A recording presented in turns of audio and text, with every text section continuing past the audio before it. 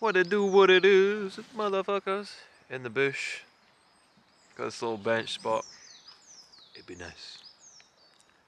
Looking into the sun. I swear the more, like, fucking, what would you say? How do I word myself, label myself? I don't want to say I'm a crazy fuck, but I'm crazy fuck. The more I get crazy fuck, the sun just looks more crazy. I swear, like, I get more, like, you know, my stigmatism, I've been making that shit work for me. I've just been putting a positive spin on it. I've been like, whoa, I can see more like light lines. I'm like, yeah. It's fucking looking all ethereal. But today's topic, intention of today, was that I was listening to a Ram Dass vid, as a spiritual being does on an average morning, and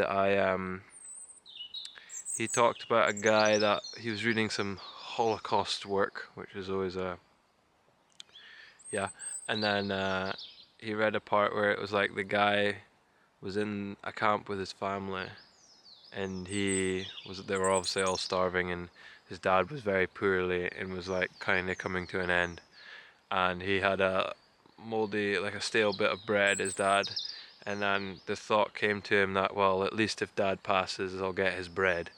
And then he kind of, that one thought kind of, messed with his whole life, because he lost his faith and everything, because he was like, how could I have such a terrible thought towards someone that I love? And it's a very good question. I myself have suffered from having a mind that just runs laps on you and just convinces you that you're this kind of person because you have these kind of thoughts. But last time I checked, I did not create this thought.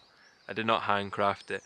I did not invite the thought into my space. It merely came in unannounced, and then for some reason we've been kind of coded and conditioned that when we see a thought, you run it and chase it. It's like almost like someone slides something across the table to you, and you just sort of are like, even if it's a giant pile of steaming scat, you're like, oh yeah, I'm just gonna fucking gobble this up. But it's like, nah, bro, nobody wants to be eating that. Mm-hmm. So, what do we do then? I think, what did I do? Because I was just in a constant trip of like being like, damn, I'm probably an awful person. But then I was like, no, no, that's not true. Or at least I don't want it to be true. Therefore, I'll work on it so it becomes not true. Um, so now with work, like if a thought comes in, I still have these thoughts, or even that. I'll probably say the words I have these thoughts, but there's a bit of a trick in that, because that implies ownership. And then if these are thoughts that we didn't create, nor invite, nor want, then why should we have ownership around them, or why do we claim ownership?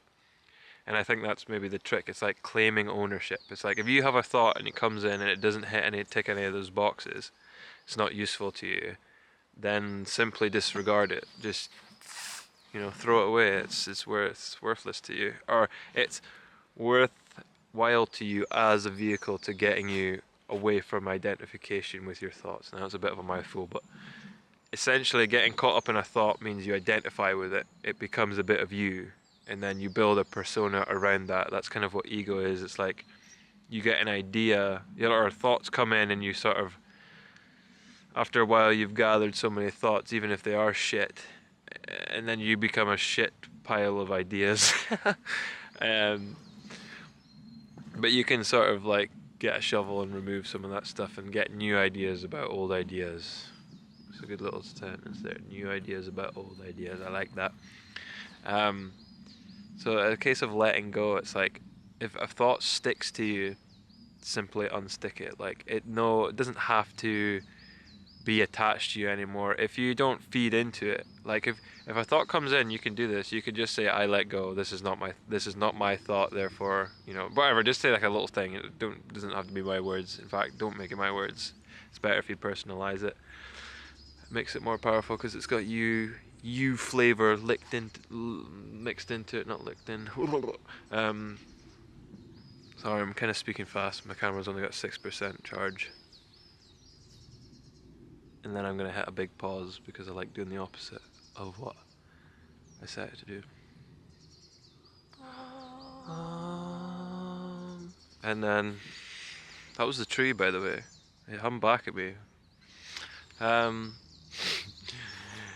how else could I help? Well, let's say you identify with thought, blah blah blah. It comes in. Mm, Identifying with them is what will make you into what you fear. So, like, if you have, sorry, say, sort of violent thoughts or kind of maybe nasty, kind of perverted thoughts, if you're a little porn watcher, which is hand in hand, porn and perverted thoughts, you can realize that if you keep clinging to them, even if it's beating yourself up for them, right, that is then making you that person, because it's you've gotten caught up with it, and even if you're trying to push it away, all that's doing is adding to it and pushing it further into you, and it becomes more deep rooted, and that's when you become the person, the perverted. So just let go, like, simply, like, no effort. You just say it like that. You just don't catch it, almost like catching it, like, or just witnessing is maybe a better word. It's like watching a bird fly by. You don't chase every bird you see. You know what I mean? You just watch them go by, and after a while, they are gone by. And that's what I'm gonna go say. Gone by. See you later. Bye.